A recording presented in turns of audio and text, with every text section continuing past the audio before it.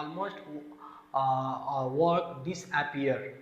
Geometric sequence को यो tricky क्वेसनलाई हामी कसरी 1 मिनेटमै हल गर्न सक्छौं लाउँ सिकौं।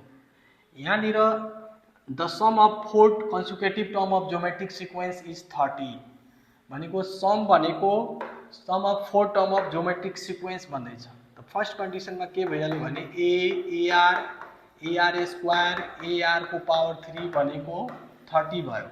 अब यसलाई हामी कमन लियो भने 1 प्लस R स्क्वायर R को पावर 3 इक्वल टू 30 र यसको फ्याक्टराइज गर्यो भने 1 plus R times 1 plus R square equal to 30 हुन्छ। यसलाई रफमा गएर फ्याक्टराइज गर्नुहुन्छ भने 1 plus R square equal to 30 हुन्छ।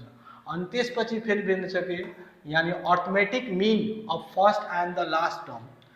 Now second condition there is arithmetic mean भनेको A plus ARQ divided by 2. arithmetic mean निकाल्ने कसको त फर्स्ट र लास्ट टर्मको। arithmetic mean चाहिँ यहाँ 9 दिएको छ। अब यसबाट हामीले A कमन लियो भने 1 प्लस R को पावर 3 इक्वल टू 18 हुन्छ। अब यो इक्वेसनलाई हामीले डिभाइड गरेर यसलाई सोल्भ गर्छौं र यसबाट कमन रेशियो हामीले फाइन्ड आउट गर्छौं। अब डिभाइडिङ इक्वेसन 1 बाई 2। अब यसलाई हामीले डिभाइड गर्यो भने 8 times 1 plus R square equal to 30 अनि 8 times 1 plus R cube equal to यहाँनिर छ 80।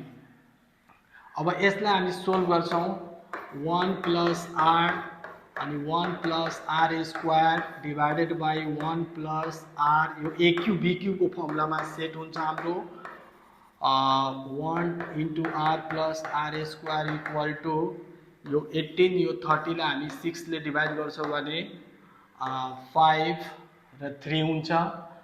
अब यसैलाई क्याल्कुलेसन गर्दै गयो भने 1 plus R square times 3 and 5 times 1 plus R plus 1 minus R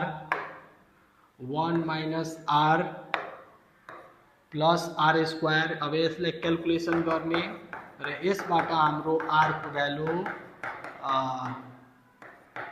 value 2 and 1/2 आउँछ।